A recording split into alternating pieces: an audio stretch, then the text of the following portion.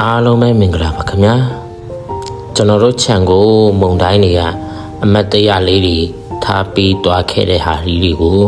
ကျွန်တော်ဗီဒီယိုရိုက်ပြီးတင်ဆက်ပြသခြင်းဖြစ်ပါတယ်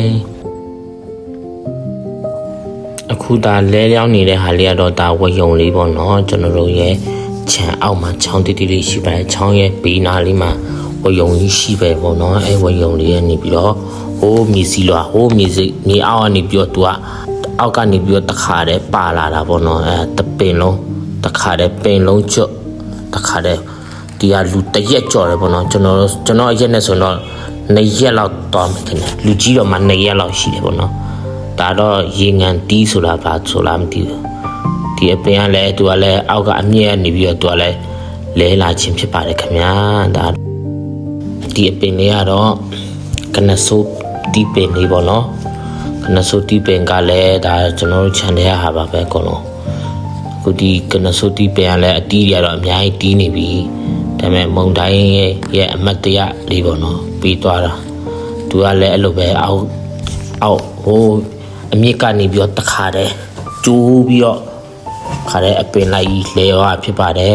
တိမ်ကြဒီတလနလဆိုသူကမဲတော့မှဖြစ်ပါတယ်ဒါပေမဲ့မစားရဘူးဒါတော့စူပုတ်ပင်လေးစူပုတ်ပင်ဆိုရင်လည်းအမြင့်ကနေပြီးတော့သူကကျွတ်လာခြင်းဖြစ်ပါတယ်ဒါတော့တက်ကိုင်းလေးတွေကျိုးနေတာလေးရိုက်ပြထားတာပါဒါတော့လင်းကြီးပင်လေးတွေဖြစ်ပါတယ်လင်းကြီးပင်လည်းရစရာမရှိအောင်ကျိုးနေရပါခင်ဗျာ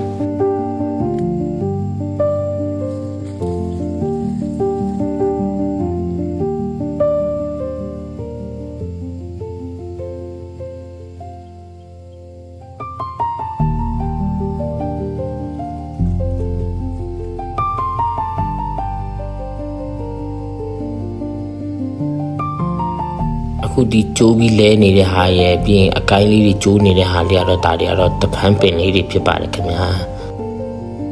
ဒါလည်းဒါဆိုပင်လုံးကျွတ်ပေါ့နော်ဒီနောက်မှာအပင်တိတိလေးတပင်ရှည်လင်းကြီးအားလည်းအကုန်လုံးကျွတ်လာတာပေါ့နော်